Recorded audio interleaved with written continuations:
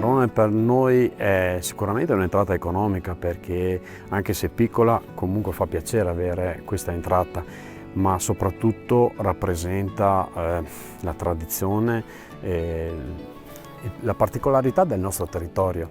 Il marrone rappresenta il Monte Baldo, rappresenta San Zeno di Montagna, rappresenta tutta la nostra storia. Noi non possiamo perdere una pianta, quindi dobbiamo coltivarle una a una con la massima attenzione, il che vuol dire la potatura, la pulizia del sottobosco. Le nostre piante sono nostri figli. Una volta era l'alimento che sfamava le famiglie, i miei nonni, i miei genitori sono stati sfamati durante gli inverni con le castagne, con i marroni.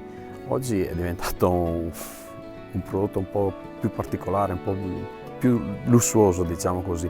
Il marrone è passato dal pane dei poveri, l'alimento principale dei poveri, a una prelibatezza da gustarsi con gli amici sulla tavola o anche nei menù di ristoranti. Il nostro marrone è conosciuto per il suo gusto molto dolce. Secondo me si sposa benissimo, cioè è adatto benissimo a fare la caldarosta, perché si sbuccia bene, è un bel corpo unico e quando lo metti in bocca ha un gusto tutto suo. Però devo dire che i menù di castagne che fanno i nostri ristoranti qua della zona sono veramente speciali.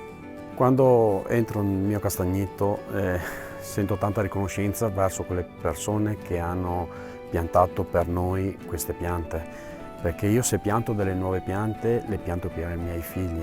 Il castagno ha una produzione dopo tantissimi anni, quindi tanta riconoscenza per le persone che hanno coltivato queste piante per noi.